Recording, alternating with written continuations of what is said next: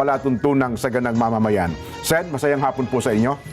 Masayang hapon sa iyo, Jen, at sa ating mga kababayang alam kong nabigla kung bakit naging mas maaga ang ating pagpoprograma sa araw na ito. Pero kung sino man yung makakahabol, masasabi pa rin nating magandang umaga po, magandang hapon po sa inyong lahat. Opo. At sana'y nasa mabuting kalagayan kayong lahat.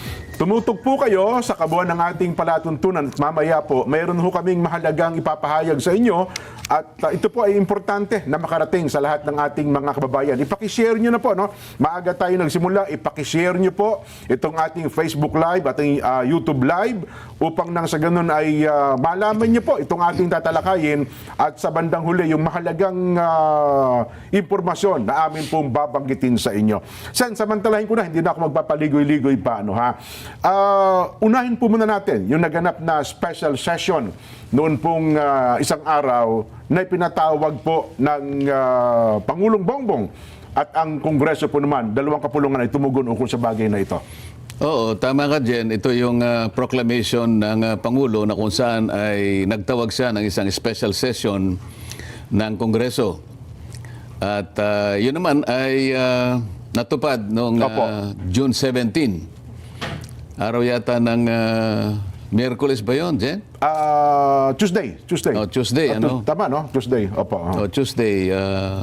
Hindi, Miyerkules yata yung actual na special session. Tama ba? Nalito tuloy ako. 17. Wednesday, yes po, tama pa. Nalito tuloy. Kasi Wednesday. yung Tuesday ninyo ay meron din ano sa Senado nun eh. Kaya special session yung Wednesday. Tama po kayo. Wala, Wednesday. yung a day prior to that, June 16, ay nagpalabas ng notice Yes po, ang Senado na magkakaroon nga on the next day ng special session. Yung Tuesday pa na binabanggit ko sa inyo, yung press con ng ex-soldiers doon sa Double Gem. Yung pala nasa isip ko. Oo, Ayun, ngayon, kinabukasan nun, yung special session. Tama po kayo. Ang makikita mo lang na problematic doon sa pagkaka-announce na yon, ang nag-announce ay yung nahirang at that time na President pro tempore and acting Senate President. Yun ang nagbigay ng notice. Sa makatwid, problematic yun dahil sa ating saligang batas dyan, maski sa tuntunin namin, Opo. ang gagawa ng notice na yun is the Senate President. At sa panig namin, ang kinikilalang Senate President is Alan Cayetano. Hindi si Sherwin Gatchalian. Senator Sherwin Gatchalian. Sa kadahilanan na nung sila ay gumawa ng ganong klaseng aksyon na ipahayag nila na siya ang Senate President pro tempore and acting Senate President, 12 lamang sila. Yes po. Malinaw Sa yun. kakulangan ng quorum na itinatadhana sa saligang batas, maging sa aming tuntunin, ito naman ay maliwanag na paglabag doon sa tinatawag nating majority rule. Opo. Na ang majority kasi ay 13 sapagkat hindi naman nababawasan ang bilang ng mga senador na 24. Yes po. So, maaaring sasabihin nila dyan na correct naman yon, sabi niya, sapagkat mga ilang oras noon, nung November 17, dumating nga yung pang-13 sa kanila. Yes. Kilala naman ninyo kung sino siya. Opo. Siya ang nag-provide actually ng very crucial na majority. Pang-13. Doon lamang nila na legitimize o na-validate yung pagiging Senate President ni Senator Sherwin Gatchalian. Opo. At natuloy nga, nakapag-reorganize sila. Sa makatwid, mapapansin po ninyo mga kababayan, Jen, na tinawag yung special session ay para lamang magkaroon ng pagkakataon na ma-formalize yung 13. Yun. Opo. Kasi yung pagpunta nung isa sa amin na dati namin kasama sa panig nung noon ay 12 lang, ay hindi mangyayari kahit kailan kung walang sesyon. Opo. So maliwanag na kahit bali-baligtarin man o kaya sabihin man nila na hindi totoo ang sinasabi natin o hindi, pero yun ang maliwanag na function lamang ng pagkakatawag ng special session. Kasi kung titingnan mo, ano ba ang kahalagahan ng mga batas na i-consider namin on the special session? Yun na nga po. Kasi pag tiningnan mo, ang klase at nature ng mga batas, panukalang batas, wala nga sila dun sa status na advanced stage of legislation. Yes. Yung iba under interpellation, yung iba under period of amendments. At kung sisinuhin mo naman yung klase ng mga panukalang batas, yung isa sa pamagat na pamagat lang, declaring waling-waling as the national orchids of the Philippines. Yun. Pagkatapos, meron pang dalawang Amerikano na gustong makisali ng Naturalize. basketball dito sa ating bansa. Kaya nahingi sila ng pagka-grant ng Yes po. naturalization. Yes po. So sa mga tweet, ito bang klase ng batas, panukalang batas na to ang binigyan ng importansya kung bakit tumawag ng special session ang Pangulo? Mukhang hindi yun. Kahit na yung isa pa na masasabi mo doon na anti-dynasty, matagal na to, iba years na yung pinag-uusapan eh. Opo. Kung talagang yung mga yon ay nangangailangan ng madali ang aksyon pang legislature, dapat sana yung mga yun na-certify na urgent ng ng ating Pangulo eh. Bilang urgent bill. O kaya yung iba sana ay nasa stage na ng bicameral conference. Sa mga yung hindi man lang na-certify at yung iba taon ng kanilang ginugol para marating lamang ang estado na yon, hindi talaga urgent eh. Tama. So pangkaraniwan, kung re-reviewin mo yung mga pagkakataon kung saan ay tumawag ang Pangulo ng special session, makikita mo yung sense of urgency.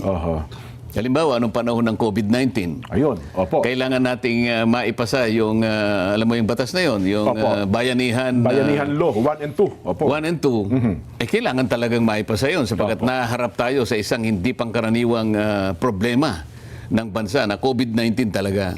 Hindi naman tayo pwedeng gumasta ng kahit pondo ng iba't ibang mga ahensya, magkakasala naman ang Pangulo ng bansa. Kaya nagtawag ng ganong klaseng special session. So hindi pangkaraniwan na pagkakataon, kaya ka tumatawag ng ganon. Pero kung pinag-uusapan ay waling-waling para ma-declare lang na national orchid ng ating bansa, at saka yung o dalawang naturalization. Amerikano na gustong makipag-basketball sa bansa natin at nahingi sila ng grant ng naturalization, citizenship.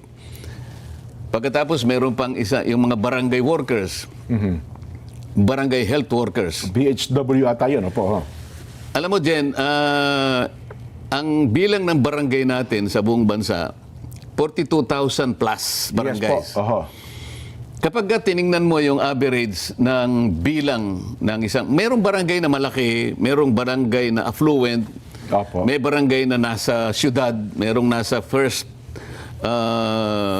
class municipalities. Cities, yes po. Malalaki talaga ang bilang ng kanilang mga opisyales sa barangay. Merong umaabot ng 200, may 100. Pero sa pangkaraniwan yung maliliit, lalo na yung first class, ay yung fourth class, fifth class municipalities, kumisa 10 lang, dala ng kakulangan sa budget, pondo, at kakulangan sa maraming bagay. So pag in-average mo yun, Jen, across the Philippines siguro, pangkaraniwan, siguro ang isang barangay merong 50 na barangay workers in total. Opo. At least 50. At least 50. Yun ang national average, halimbawa. Yung barangay health workers, karaniwan 4-5 lang doon sa 50. Tama po kayo. Ngayon, anong gagawin mo sa 46 o 45? Hindi kasali doon. Kaya nga sana, mag-interpellate pa ako dyan sa BHW na bill na yan. Kasi sasabihin ko lang na bakit hindi na lang natin unahin yung sarili kong bill na kung saan ay nilalayong ko doon na masakop lahat ang barangay workers. Yes po. Yun lamang, barangay tanod, mas marami sa barangay health workers eh. Ayan. May barangay sweepers, may barangay na pulis tungkol doon sa pagsawata ng drugs. Meron tungkol sa mga pagtatanim. Napakarami nito. Meron sa environment. Meron yung kasama doon sa conciliation yung yung mediation board, parang gano'n. at saka yung kami nag-aaway-aaway, siya nagkakasundo. lupong taga-pamayapa. Yan, opo. Nandun. Ang dami nun, Makikita mo yung national average ng kanilang sinasahod na tulong. Tulong lang ang tawag dyan kasi hindi mo masasabing sweldo dahil voluntary kasi ang pagsiservisyo ng mga barangay workers. Allowance 500 pesos nga lang ata eh. Yung tanod, Yung tanod ay nag-a-average buong Pilipinas 900 pesos per month. Opo, Ngayon, pagka sinunod mo yung halimbawa, yung barangay health workers, sila between 3,000 to 5,000, ano mangyayari sa tanod? Oho. Kaya sinasabi ko, ba't inuna natin yung barangay health workers? Ba't hindi na lang yung kabuuan ng barangay? Pare-pareho naman silang naglilingkod. Di ba? Ba't pinili lang yung BHW? Kung titingnan mo nga, sinasabi ko ron na yung kapitan, Oho. ang average 5,000 pesos per month, yung kanilang honorarium. Oho. Samantalang yung ating mga kasambahay, siguro naglalaro na between 7 to 8,000 pesos. Totoo po. Oho. Samantalang ang Kahit sa barangay mga kapitan, probinsya. Jen, ang trabaho nila ay 24/7. Napakalawak po ng trabaho niyan. Ang mga kasambahay natin, hindi naman 24/7.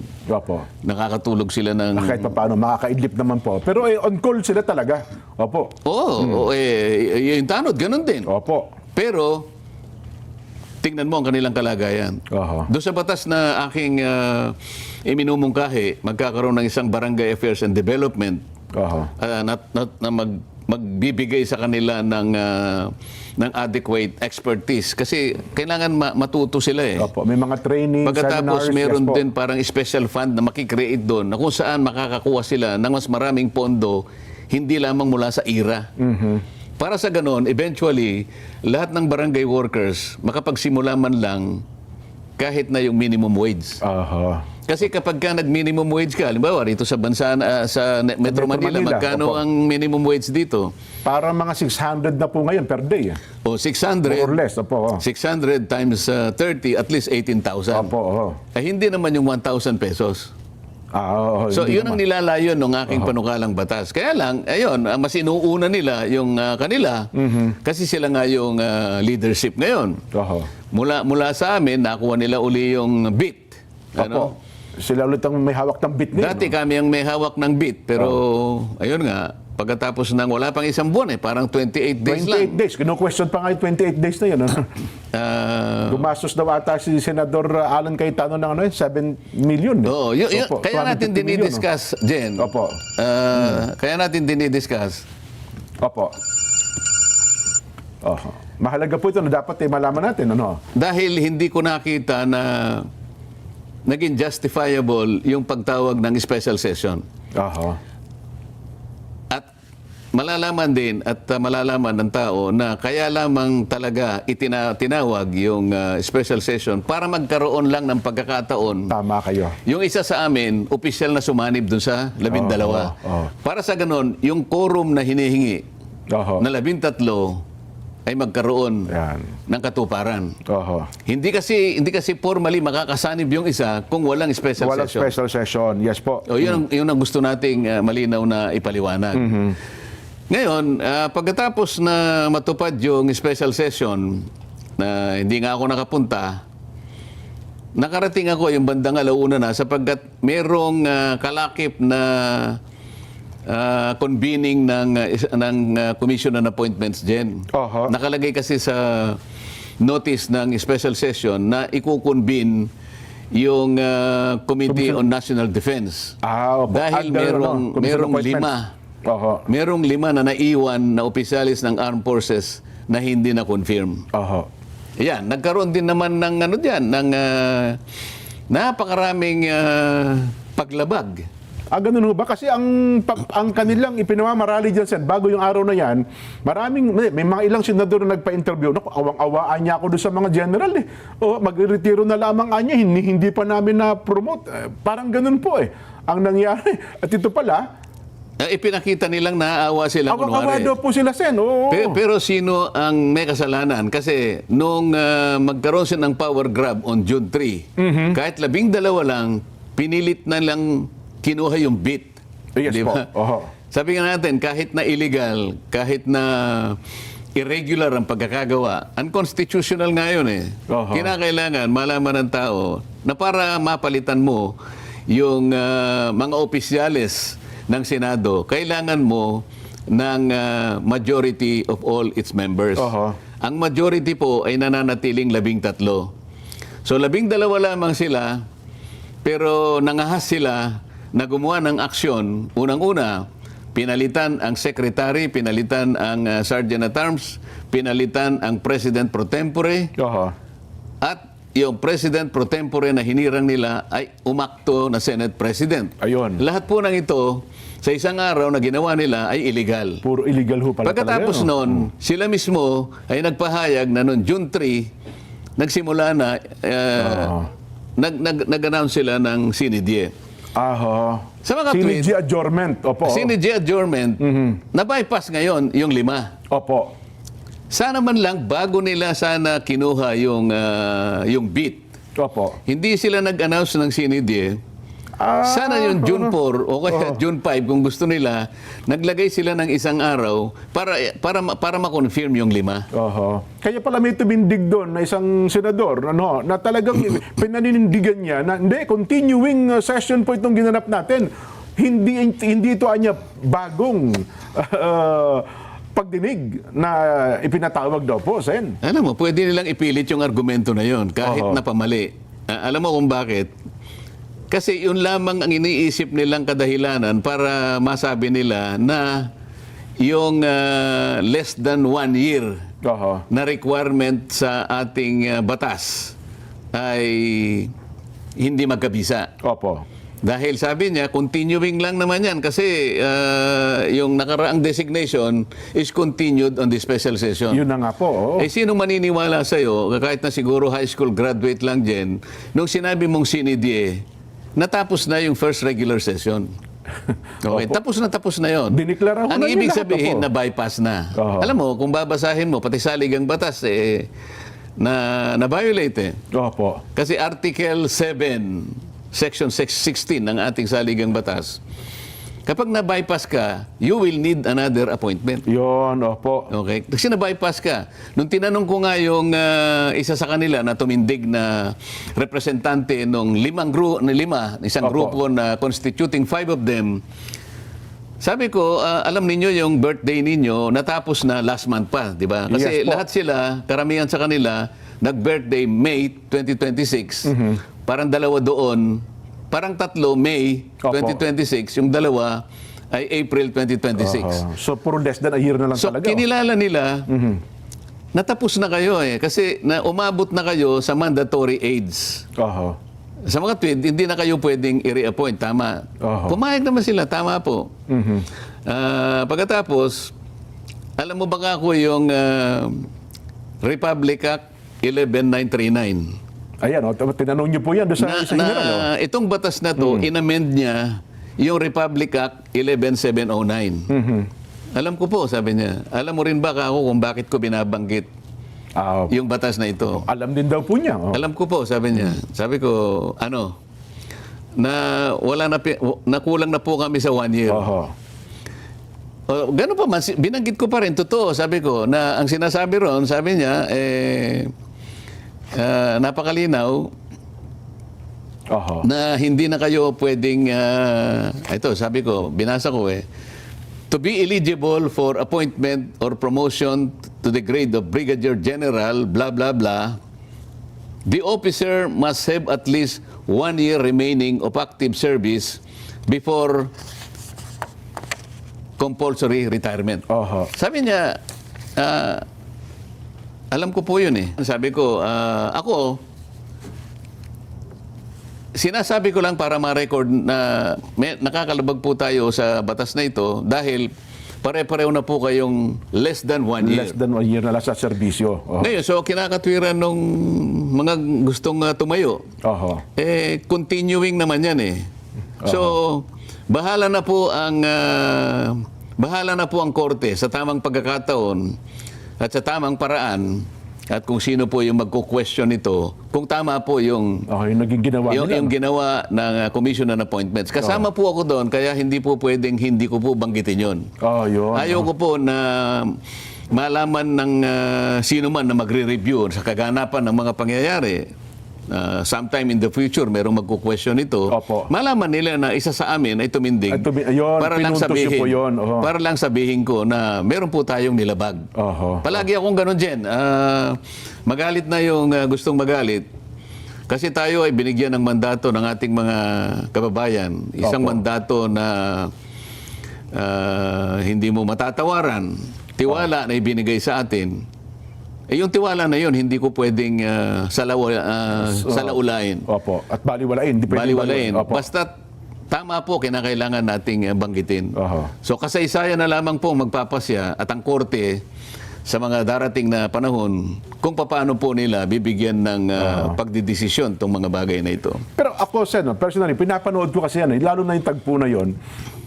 Napansin ko na bagamat, well, siguro sa loob nila, parang kitang-kita naman na may mali.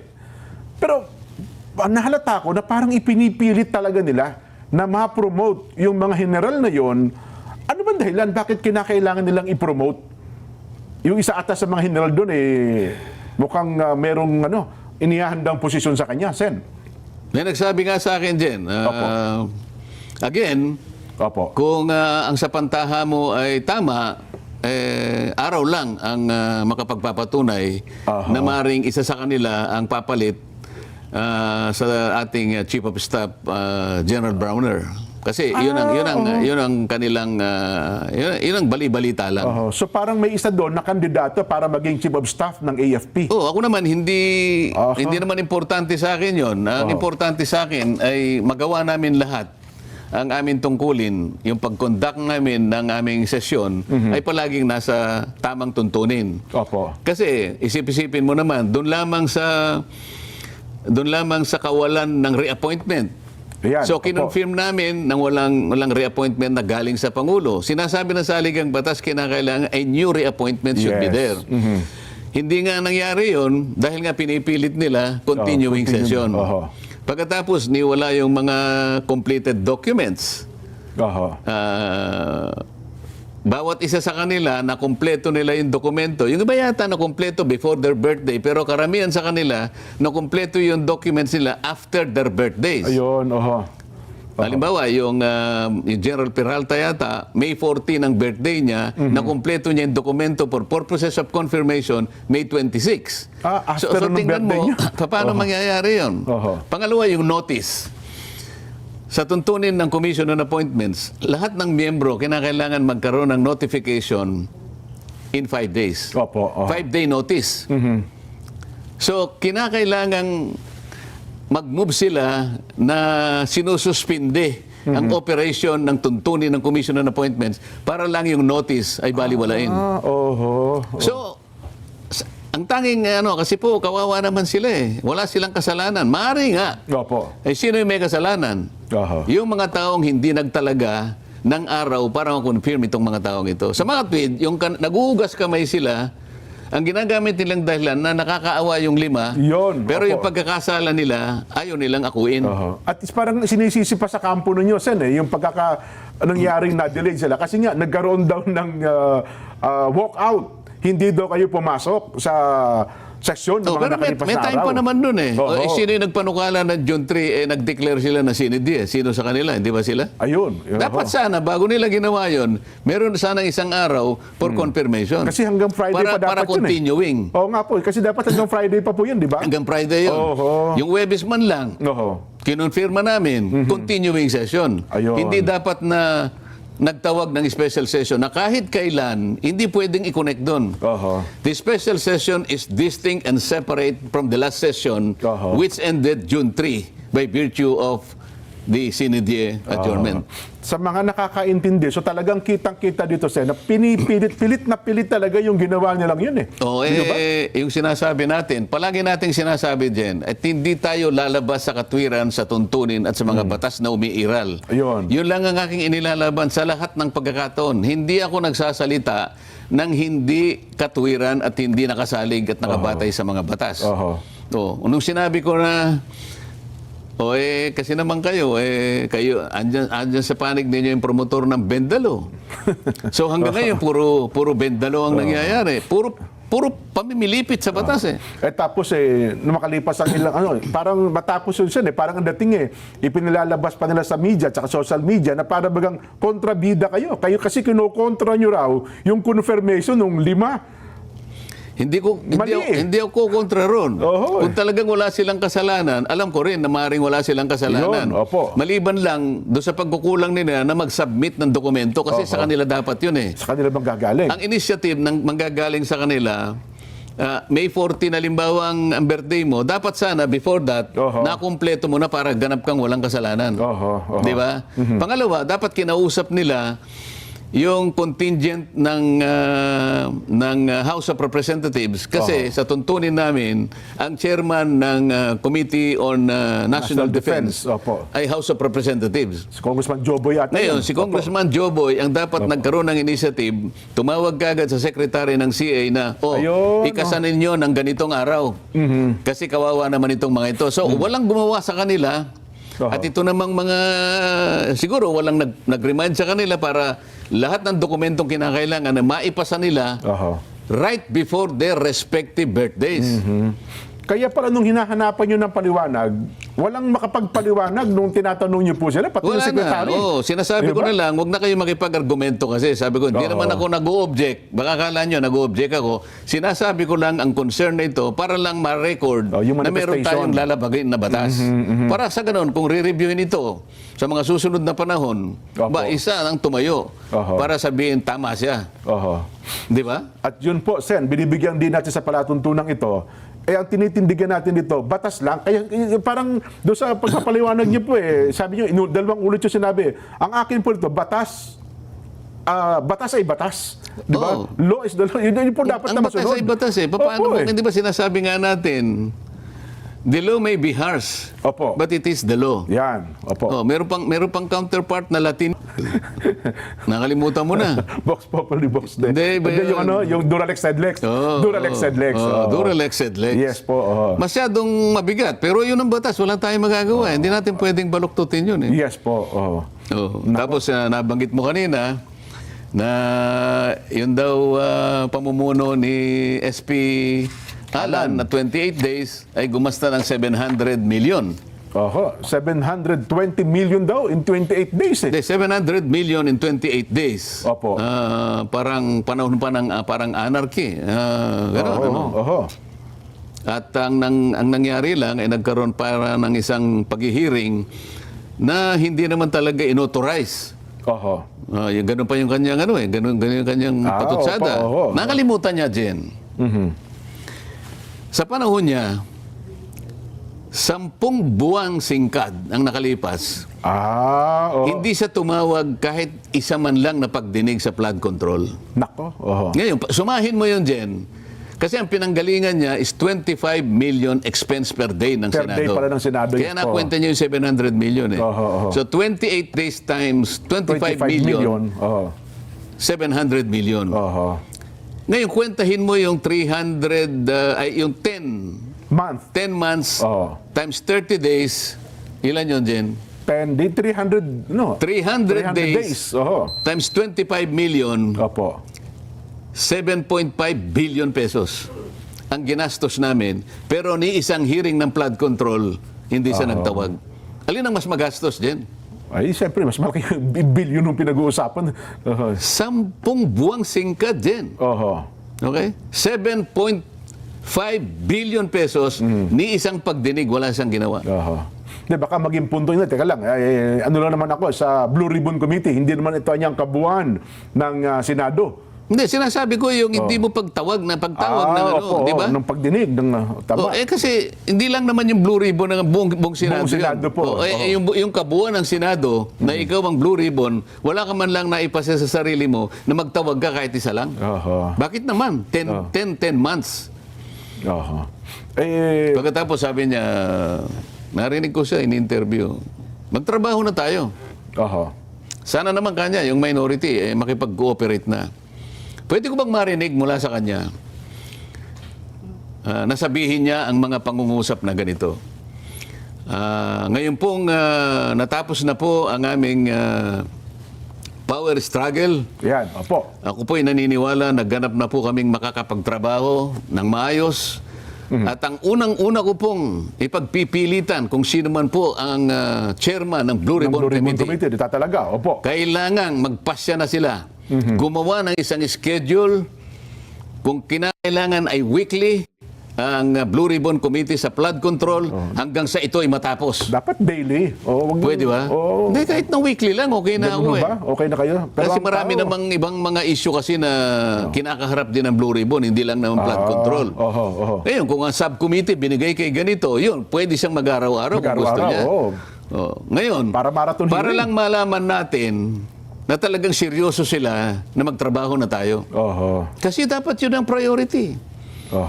Ang flood control na ito na problema ng ating bansa, hanggat ito ay hindi naisasaayos at ito ay hindi nagkakaroon ng ending, patuloy po na magiging bagsak ang kalagayan ng ating ekonomiya. Wala na pong gusto mag-invest sa atin. Wala. Sa ngayon lang, tingnan ninyo yung gustong mag-invest sa elektrisidad. Umaalis na sila eh. Sa energy po. Energy pa lamang yun. Katakot-takot na utang na ang... Mabigat po. Ngayon, kailangan nating magkaroon ng manormalize natin ang ating bansa. At ito ang pinaka hinihintay ng ating mga mamamayan. Magkaroon ng ending itong naganap na pinaka malawak, pinaka maanomalya na pagnanakaw sa salaping bayan dyan. Ayaw ba nilang magbigay ng deklarasyon ngayon? Dito magsisimula ang tinatawag po natin na pagtatrabaho. Ayan. Puntahan na po natin ito. Ito po ang pinaka-priority. Hindi po yung waling-waling. Hindi po yung dalawang Amerikano na kailangan maging Pilipino para makapag-basketball dito sa atin. Meron pang isa siya na ito, puring-puring nila ito eh. Na yung latag ng resolusyon na talaga namang halos na lamang magpalakpakan sila na bigyan daw po ng pansin at pagtunan ng pansin yung mga naapektuhan ng lindol sa Mindanao. Resolution po yun, Sen, mukhang hindi naman ata kailangan ng gobyerno kasi may sapat naman tayong pondo eh. May sapat tayong mga tulong na parang iparating sa kanila. Tataka ko, bakit nagkaroon pa ng resolution para doon? Para lang bigyan ng konting kaluwagan siguro yung isa sa amin na umalis at pumunta sa kanila. At bumalik, At siya pa yung gumawa ng resolution na kunwari ang uunahin ay yung nagkaroon ng lindol sa Mindanao. Bakit hindi unahin nga itong problemang kinakaharap natin na hanggang ngayon ay wala pang kasagutan? Bakit ayaw ninyo na ito yung ituloy natin? Halimbawa, nasa inyo na ang bit eh. Ayan, Kayo na lahat. Meron ba kaming maaasahan? Meron bang maaasahan ang ating mga kababayan na ipagpapatuloy ninyo? Ito yung inihintay nila eh. Ako, wala na eh. Ayaw nilang ibigay sa akin. Ayaw nila akong manguna dyan. Okay lang. Pero isa sa kanila, o yung kung sino yung naatasan na siya yung manguna ng Blue Ribbon, magdeklara na kayo. Ayan, agad-agad. Magbigay na kayo ng schedule kung sino ang tatawagin ninyo. Lahat ng mga, alam naman nyo kung sino yung tatawagin eh. Alam na po nila. Ay, nako. Pero mukhang hindi yun ang priority, Sen. Kapag hindi yun ang priority, hindi totoong kailangan tayo magtrabaho na ngayon. Kapag yun ay hindi mo hindi tayo... Naguhumiyaw ang tao, Sen eh. Ano? Hindi tayo mapapanatag eh.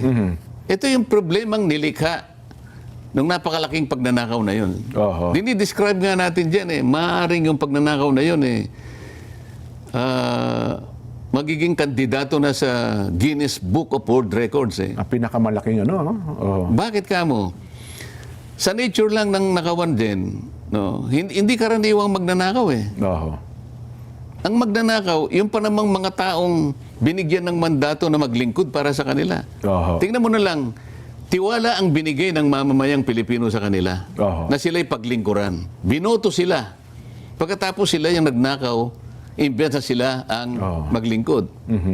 Ang karaniwang magnanakaw, paulit-ulit nating sinasabi, paiwas yan eh. Saka sa gabi yan. Ayaw siguro. magpakilala. Nakatakip ang mukha eh. Nakamaskara. Lahat ng maskara gagamitin niya para lang walang mapagkakakilanlan sa kanya. Para hindi siya makilala. Di ba? Opo. Sa gabi, gumagamit siya ng dilim para sa ganon ay, yun nga, makaiwas siya. May kubli niya yung kanyang sarili. May kubli ang kanyang sarili. Pero itong mga nagnakaw, tanghaling tapat, Jen. Broad daylight, tanghaling tama kayo. Walang maskara. Ganon ka, paano natin i-describe? Ganun ka lakas ang loob nila. Mabuti pa po yung tanghali, Sen, naging tapat eh. Hindi sila naging tapat eh, no? Ay, nako. Ngayon, kung walang magpapasya sa kanila na O simulan na natin ang pagtatrabaho. Oho. Yun ang simula na sana ang makita ng taong bayan. Oho. Kasi ang problema na kinasasangkutan natin, napakalaki ng kaugnayan dito. Nawalan na ng tiwala ang taong bayan ng dahil dito. Nawalan ng tiwala pati yung mga kapital, pati investor, lahat. Opo. Bumagsak ang ekonomiya dahil doon. Bakit hindi yun ang unahin mo? Mukhang ang direction na po nila ngayon, Sen, pasensya na kayo, ito obserbasyon ng iba, bagay sa social media, mukhang ipino-focus daw nila ngayon ang atensyon sa impeachment yata. Ano, ha? Well, yun lang naman ang napansin ng iba. Pero mukhang iniiwasan nila itong direction ng flood control. Sen. Siguro, dito nga sila nagagalit sa akin dyan dahil ang ginagawa ko lang naman ay para tuparin natin yung tungkulin natin. Oho. Nahirang akong Blue Ribbon Committee chairman noon. At nung bago ko simulan naman yun, ako ay nakipagkita sa Pangulo. Opo. At ako nga ay kanyang binigyan pa ng lakas ng loob at binigyan niya ako ng USB na magagamit para umpisahan lahat ito eh. Totoo po, totoo. Ngayon, lahat noon ay nangyari sa aking palagay na meron siyang basbas doon sa gagawin ko. Oho. O ngayon, lahat ng mga apektado, lahat ng mga lumilitaw na may kinalaman sa malawakang pagnanakaw na yan ay gumagawa ng paraan para usigin ako ngayon. Oho. So, ang ginagawa ko naman ay para sa ikalulutas ng problemang ito. Eh bakit ngayon ako pa ngayon ang ginawa nila ng isang kasong inimbento nila Nako. para sa ganon, matigil ko na itong ginagawa ko. Sen, puntahan natin yung bagay na yan. Yan ang mahalaga na dapat pag-usapan natin. Basahin ko lang po ito ilang mga mahalagang paalala. Ano, ho? Kayo po ba'y maglalakbay sa pamamagitan ng ating mga sakyang pandagat? May paalaala po ang PPA. Panoorin natin. Pakikipaglaban, ipagtatanggol ang batas, sundin natin ang batas. At kayo po bilang senador ay pinanumpaan ninyo na ipagtatanggol po ang saligang batas, ang konstitusyon ng ating bansa. Mukhang iba po ang naging sitwasyon kong, Sen, dahil ito po ngayon ang ginagamit nila para kayo po ay pigilan, pahintuin sa inyong mga ginagawang ito. Ayun naman ay napansin ninyo na patuloy na nagaganap. Unang-una, akala ko nung makuha namin ang beat, Opo. ay may pagpapatuloy namin ang pagdinig sa Blue Ribbon. Ngunit nandun na yung isara nila yung Senado dahil meron Opo. daw May security issue. At nandun pauwiin ang aming makawani, work from home. So, yung maliit na puwang na yon na may sakatuparan sana namin ng isang legitimate na pagdinig, pati yun napigilan nila eh. Opo. At sasabihin, hindi daw kayo nagtrabaho kasi ganun ang nangyari. Yung June 4 na nagawa namin, halos questionin pa nila kahit na nagamit namin ng session hall, pero wala kaming Blue Ribbon Committee staff Opo. na nag-assist sa amin. So, yung huling bahagi sana, na maaaring matawag namin na huling-huling pagdinig na lang, hindi rin May sakatuparan. natuloy yun. Opo. Dahil nga, nakasara ang Congress. Ginawang garrison ng Senado. Parang garrison ng Hapon. Pero makikita sana ng ating mga mamamayan na sumusubaybay na gusto nating gampanan ang tungkulin natin sang-ayon doon sa pamamaraan itinatadhana ng aming mga tuntunin, lalong-lalo na yung batas. Opo. Pero talagang gumawa sila ng paraan para pigilan kami hanggang nga sila ay magkaroon ng power grab noong June 3. Opo. Na kung saan kahit na 12 lang ay pinilit nila na gawin ang sarili nila na sila na ang namiminuno sa Senado. Opo. Yun ang dahilan kung bakit yung pinakahuling pagdinig sana na aming magagawa pa, dahil kami naman ang legitimate na nahirang, ay hindi na namin tuluyang naituloy. Ang halip, sa halip ay pinagtiyagaan nilang talagang pigilin lahat ito. Hanggang sa makuha nga nila noong Miyerkules, sapagkat nagkaroon ng special session, nawala na talaga sa amin yung liderato, lalong-lalo na yung Blue Ribbon Committee. Bukod doon, Jen, para siguro lalo akong mapigil sa ginagawa ko na tungkulin, na talagang tukuyin at ma-identify natin kung sino-sino ang mga tao sa likod ng malaganap at malaki ang nakawan na yan. Alam naman natin kung sino-sino sila, pero gusto nating ma-formalize sa pamagitan ng pagdinig sana. Yes, tama po. Ngayon, ang ginawa nila, ayun, nag-imbento sila ng sari-saring mga asunto laban sa akin. At alam na natin na nagpahayag na ako ng mga ilang araw na nakararaan na may posibilidad na ako pang aarestuhin din. Yun na nga po. So taliwas sa mga pahayag ng mga ex-Marines at saka mga ex-soldiers ng ating bansa, kung sino-sino ang binanggit nila na naka-receive ng mali-maletang salapi. Ako na hindi nagnakaw, Opo. ako na nagpipilit lang na magampanan ko ang tungkulin, ako pa yung kanilang aarestuhin. Oho. So ito'y naipahayag ko na. Ako naman kung gagawin nila yun, Jen, maliwanag naman na ako isasama naman ng payapa sa kanila. Ganun po ba? Sapagkat kung sino man ang mahihirang na aresto sa akin, ginagampanan lamang niya yung tungkulin niya. Oho. Oho. Ako isasama ng Matiwasay. matiwasay, voluntaryo. At bahala na ang batas kung paano isesettle lahat ang mga pangyayari ito. Pero mukhang mabigat yun, Sen, sa pangyayaring yan. Kasi kung ganun po ang binabanggit nyo, well, ako personally, mukhang ang ating mga kababayan, parang hindi ata magiging katanggap-tanggap yung bagay na yun, Sen. Kasi batas is batas. Pagkatapos ganun ang gagawin sa inyo, mukhang parang... Lalo na kapag naliwanagan nila na ang kanilang ibinibintang sa akin ay yung pagkakaloob ng mga kaibigan ko ng pansarili nilang pagtulong sa akin. Opo. Pribadong pera nila na itinulong sa akin para makapangampanya ako. Opo. Ilang kayang politiko na kumandidato, hindi lamang nung nakarang 2025 elections, magmula sa pinakamababang opisina siguro, Mula sa barangay siguro. hanggang sa senador, ilang libo ang tumanggap ng tulong mula sa kanilang mga kaibigan, mga patron kung sakasakali. Oho. Paano mo ngayong ikakapit yun sa tinatawag na plunder? Yun. Diyan yung plunder kasi may kinalaman doon sa pagnanakaw mo ng salaping bayan. Salapi ng bayan po yun. O kaya kinonekta mo doon sa pangangako mo na bibigyan mo sila ng kung anong Ng klaseng pabor, pabuya Opo, o pangako na ginagamit ko yung aking opisina. Oho. Pero sa panahon na yon, naipaliwanag ko, nung ako'y kumakandidato, bukod sa kalabang ko na yung liderato ng Congress nung panahon na yon, Oho. nasa number 31 pa ako sa survey. Totoo po. Sino ako para mangangako sa kung sino man ang gustong tumulong sa akin? Kung mangako man kayo, baka sabihin, niloloko mo ako, wag ko na mangako. Ang totoo niyan. Sabi ko sa kanila, wala naman akong may papangako sa inyo. Sabi nga ni Mike Defensor, huwag ka na mangako kasi ginagawa lang namin dito, kaibigan ka namin. Yes po. Alam namin na wala ka naman sa posisyon mangako, number 31 ka nga eh. Ako nga nalulungkot. Kasi baka mamaya, hindi mo makaya na sa dami ng ipinagod mo, matatalo ka rin kasi number 31 ka eh.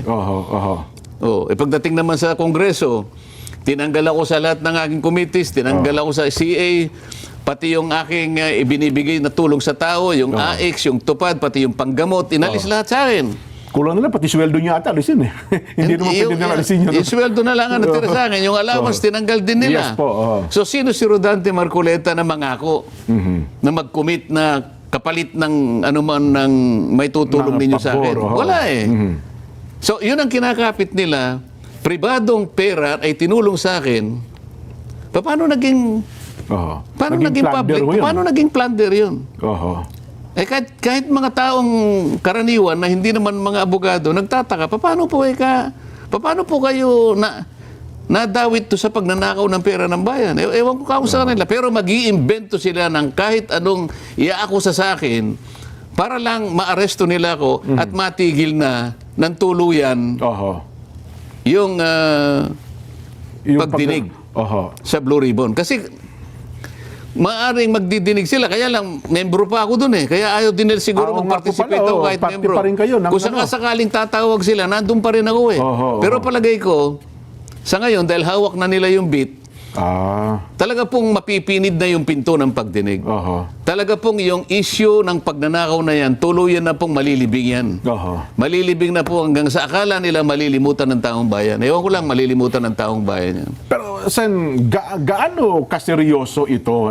Kasi nung isang araw, napanood ko rin po kayo na nagbigay kayo ng pahayag ukol sa ng posibleng pag-aresto nyo. Pero gaano sila kaseryoso? Ano hong nakikita nyong dahilan para talagang isakatuparan po itong pag-aresto sa inyo? Ang nakikita ko sa kanila, dahil alam nila na pagtama ilalaban ko kahit saan kami makarating. Ay, opo. Oho. Ipinakita ko na nung nakaraan, yung CA, sinabi ko, Oho. mali po ito sapagkat nakalabag po tayo sa isang batas na tayo pa rin ang gumawa. So nakikita na lang hanggang sa huling pagkakataon kung ano yung tama, kung ano yung na ipaalam sa ating mga mamamayan. Ngayon, naharap tayo sa impeachment. Siguro iniisip nila kapag kakasama na naman yan, akala nila na naman, ako naman kasi wala akong papanigan dito kung ano yung totoong nalalaman ko, kung ano yung batas nalalaman ko. Palagi akong ganun consistent ako dun Siguro pati yun ayaw nila. Well, kung nagawa po nila ito kay Senador Jinggoy, dalawa rin yung kaso sa inyo, indirect bribery at saka yung plunder. Indirect bribery kasama raw yung PD 46 pero magpisang buo ito Ano ho ba? Ano ibig sabihin nun? Tumanggap daw ako ng gift. Habang kayo ay nasa posisyon, congressman daw kayo ng time na yon, no? Oo, by reason of my position.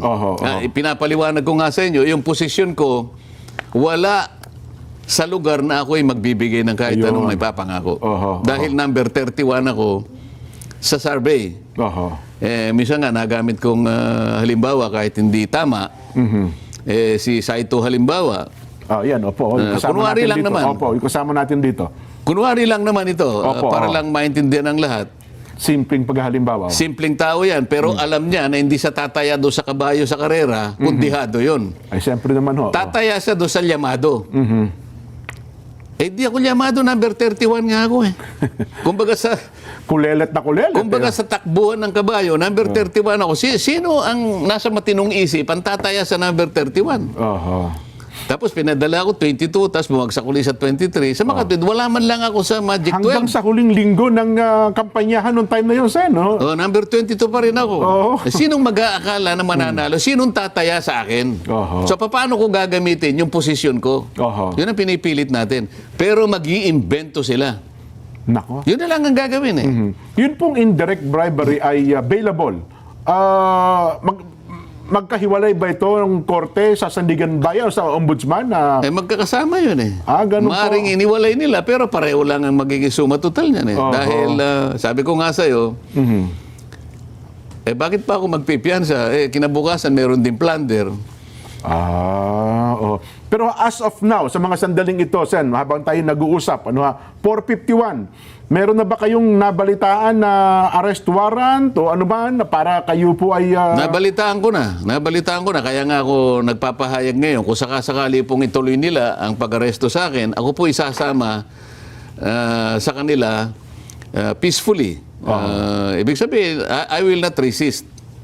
Sapagkat tungkulin po yun ng arresting officer. Alam ko naman po yung tuntunin kung paano ka arestuin. Talagang ganyan ako naman ay dahil sa ginawa kong pakikipag laban tungkol sa katwiran at sa umiiral na batas, kung ito ang magiging kabayaran ng pagtatanggol ko sa ating bansa, sa ating mga kababayan, nasa kanila po yun Wala akong alam na aking nilabag na batas. Yung pong kanilang mga asunto'y puro imbento yun. Alam po ninyo, pinagdalhan ng malay-maleta. Pati po yung mga kasama ko sa Senado na dati namin kasama sa grupo namin, meron silang plunder na nauna na. Pero dahil sa pagsanib sa kanila, nawala na po siguro. Baka sila po ay hindi na asuntuhin. Mauuna pa po akong arestuin. Doon sa mga kasama namin dati na nangako na magiging intact kami. Walang hiwalayan, walang maghuhudas. Sabi ni Pero Boying, napansin na ninyo kung sino po yung naghudas. Sabi ni Ombudsman Boying, yung mga naunang sa niya pa, hinug na raw po ang kasong plunder para sa kanila. Nakita ko, unang-una, April 2026, nandun yung 5 kaso na nakalaan para kay Martin Romualdez.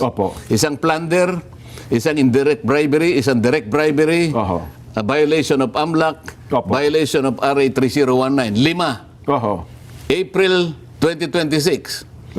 Hindi ko lang alam ang date kay Joel Villanueva at saka kay Chis Escudero. Pero ako, invento lang.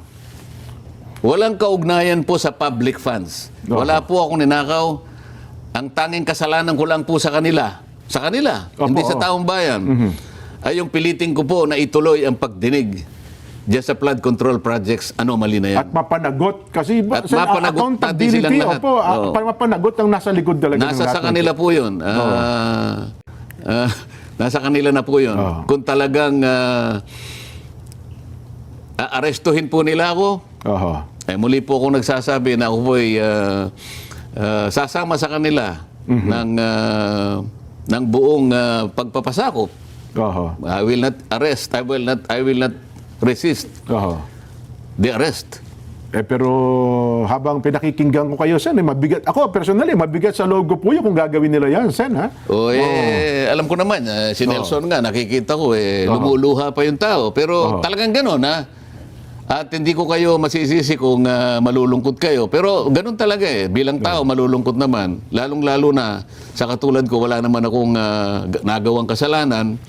At yung ibang mali-malitang ang pinagdalhan, nandyan na nga ang mga nakaumang na lahat, ang mga plunder cases laban sa kanila, pero hindi nila ginagalaw. Minabuti pa nila na baka sakaling ako pa ang mauna na maaresto. At ang hilala nga ng iba, baka mabsuelto pa po yun.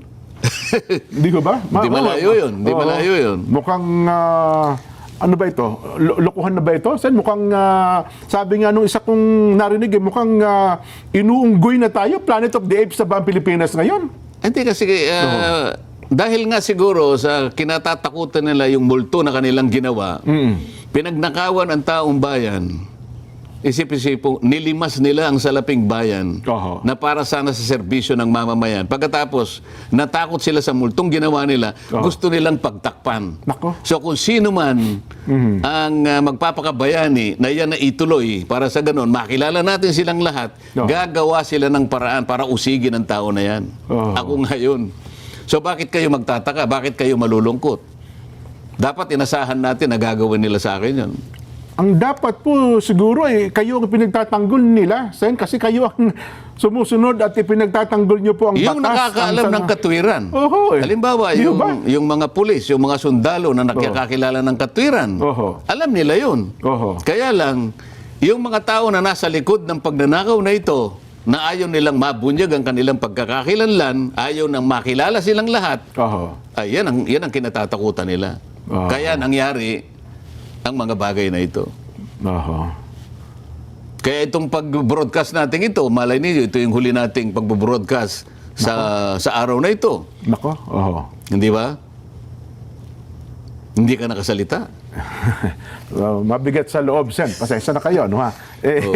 Mukhang nasagutan pa naman kita na ako ay magiging ninong ko kayo sa kasal mo na 30 years anniversary yata yan dyan. Mukhang hindi tama itong So isa ka sa casualties dito. Hindi ko na itutuloy ito, Sen. Pwede ka. Huwag mo naman, i-postpone mo na muna yung kasal mo. Makakapaghintay naman siguro. Baka ako naman ang iwanan ng misis ko, hindi kaya. Siguro naman may papaliwanag mo naman siguro. Diba? Baka naman. Sabihin mo, darling, pwede ba nating iliban mo na ito kasi baka hindi naman magtatagal ito Ang problema, yung venue, siningil na po ako, Sen. Malit na bagay naman siguro sa iyo, di ba? Babawi na lang. Pero, hari naman, magkaroon ng linaw ng isipan kung sino man ang nag-iisip nito ng mga bagay na ito, Sen. At, anyway. Basta takot dyan, maliwanag sa akin yan na alam ng taong bayan na wala po akong kasalanan kung hindi yung maglingkod sa inyo ng buong katapatan. Ano man po yung gagawin nila. Ako po ay naniniwala na meron po tayong isang Diyos na mapagmahal. At sa kanyang kalooban po ay doon ko na lamang ibinibilin ang aking magiging kapalaran dyan. Sen, ang inyo pong mensahe sa mga taong bumoto sa inyo, naniniwala sa inyo, sabi nyo nga, baka hindi naman siguro huling broadcast yan. Mabigat ang galo. Sa buwan na ito siguro. Ayaw ko naman sabihin huling broadcast natin. Huling broadcast natin muna sa buwang ito. Ayun, malay mo naman sa susunod na buwan, ma-open uli natin ito, hindi ba? Opo. At hindi naman ihinto ang programang ito, Jen, dahil nandyan naman kayo ni Nelson. Pero mabigat magprograma, Sen, kung gano'n ang nasa likod ng isipan namin na mahirap magtanggol pala sa batas kapag ginagawa natin yung tama, ganito pa gagawin nila. Naintindihan ko yun, pero alam ninyo na ang lahat naman ng mga bagay ay hindi mangyayari kung hindi kalooban ng Diyos. Yun na Bagay. lamang ano natin. Doon na lamang tayo babatay at sasandig dahil lahat ng pangyayari, gusto man natin o hindi, ay meron lahat paliwanag yan. Opo. May kadahilanan yan. At ang tanging nakakalam dyan, ang ating Panginoon Diyos dyan. Sen, ang inyo pong bigyan ko na kayo ng pagkakataon para magbilin po, mag-iwan ng mensahe sa ating mga taga-subaybay, mga supporters nyo po, at siyempre, mga naniniwala sa inyo, Sen. Salamat sa inyong mga nakikinig sa araw na ito. Pasensya na po kayo kung naging maramdamin po ang mga huling pahayag ni Jen Sabarjaga. Opo. Pero totoo po lahat na maaari pong ako'y arestuhin sa araw na ito o kung hindi man ngayon sa mga susunod na araw sa kadahilanan po na kailangan po nila na magkaroon po ng katiyakan na yun pong pag-iimbestiga, yung pagsisiyasat doon sa napakalaking nakawan na nangyari sa kasaysayan ng ating bansa ay tuluyan ng malimutan. Ito lamang ang paraan nila para wala na pong magtatangka na masugid na gagawa ng kanyang tungkulin na tukuyin saan man tayo makarating. Tukuyin ang lahat ng mga taong nasa likod ng napakalaking nakawan na ito sapagkat sila po ay nakagawa hindi lamang ng kataksilan sa bansa, kung hindi napakalaking kasalanan po sa inyo. Lahat po ng mga taong binoto ninyo na nasa likod po ng pagnanakaw na ito, sila po'y pinagtiwalaan ninyo.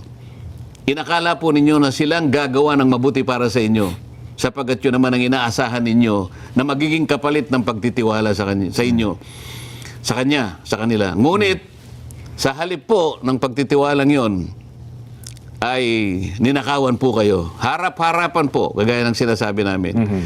Yan po ang kanilang gustong iwasan ngayon. Yung makilala sila ng lubusan at tuluyan. Kaya lahat po ay gagawin nila. Huwag po kayong mawawala ng loob.